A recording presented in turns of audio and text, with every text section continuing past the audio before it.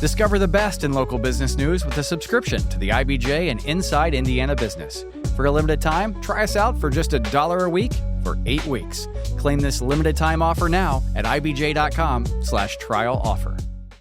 This is Inside Indiana Business Radio on demand for Wednesday, May 27th, 2026. I'm Gary Dick. Eli Lilly and Company announced Tuesday that it has agreed to acquire 3 vaccine developers in deals worth nearly $4 billion. The drug giant says the deals will expand its research and development efforts in infectious disease.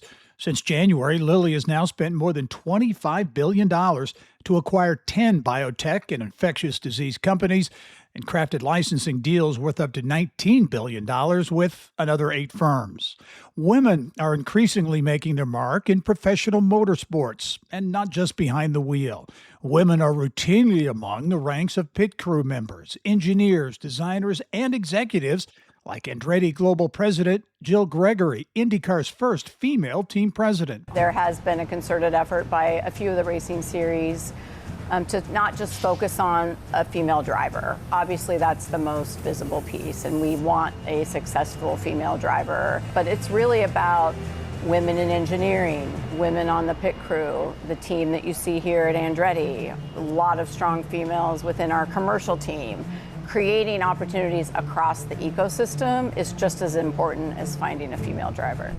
You're listening to Inside Indiana Business Radio. Southwest Indiana is essential to elevating Indiana's future. Explore how IBJ Media, Inside Indiana Business, and the state of Indiana are bringing a bold vision for regional growth at Innovate Southwest Indiana, presented by CareSource, Indiana University, and Old National Bank.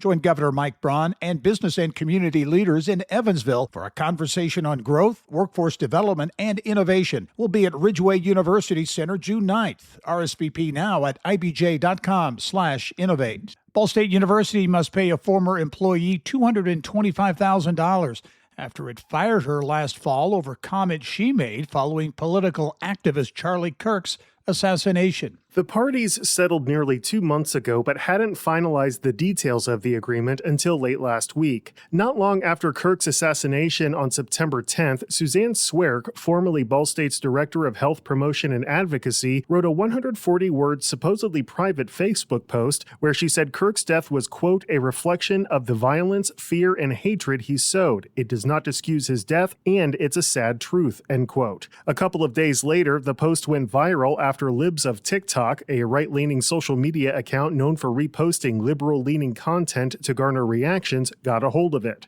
In the following days, university officials fielded a deluge of school-critical calls and messages, which University President Jeffrey Mearns said was extraordinarily damaging to the university's reputation and image and exceptionally disruptive to the school's mission.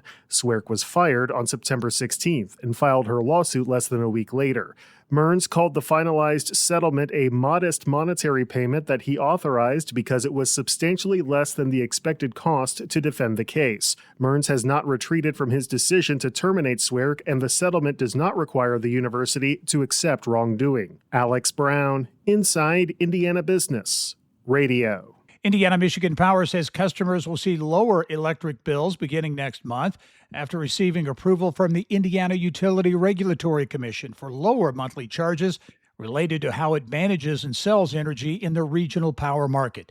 Fort Wayne-based I&M said with the change, the average residential customer will see an estimated $6 decrease on their monthly bills, beginning with the June billing cycle. Retail expansion in Northwest Indiana. BJ's Wholesale Club plans to open a new location in Portage early next year. BJ's is the 3rd largest warehouse club chain in the country, behind Costco and Sam's Club, with annual revenues of $21.5 billion. This is Gary Dick for Inside Indiana Business Radio on Demand.